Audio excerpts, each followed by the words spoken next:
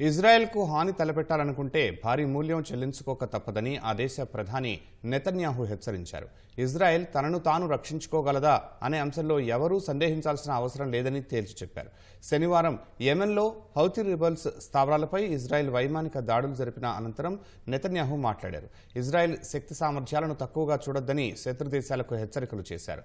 పరస్పర దాడులతో పశ్చిమాసియా ప్రాంతం భగ్గుమంటోంది.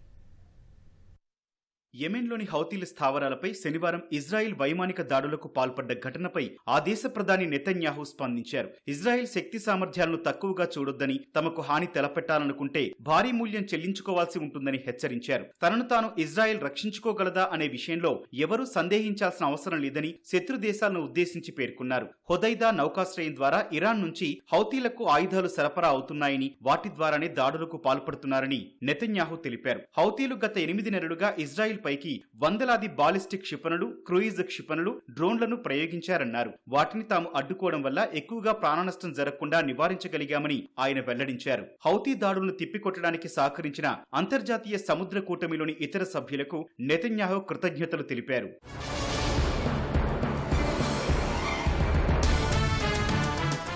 యెమెన్లోని హౌతీల స్థావరాల లక్ష్యంగా శనివారం ఇజ్రాయెల్ విరుచుకుపడింది. పశ్చిమ ప్రాంతంలోని అల్ హొదైదా నౌకాశ్రయంతో పాటు పలు లక్ష్యాలపై బాంబుల వర్షం కురిపించింది. ఈ దాడుల్లో 3 మరణించగా 80 మందికి గాయాలయ్యాయి. నౌకాశ్రయంలోని చమురు నిల్వలకు మంటలంటుకున్నాయి. భారీ ఎత్తున మంటలు ఎగిసిపడ్డాయి. శుక్రవారం తమ టెల్ అవీవ్ నగరంలో హౌతీల డ్రోన్ దాడికి ప్రతీకారంగా ఈ దాడులు చేసినట్లు ఇజ్రాయెల్ ప్రకటించింది. పశ్చిమాసియాలో యుద్ధం మొదలయ్యాక యెమెన్లోని హౌతీలు లక్ష్యంగా ఇజ్రాయెల్ నేరుగా దాడి చేయడం ఇదే తొలిసారి.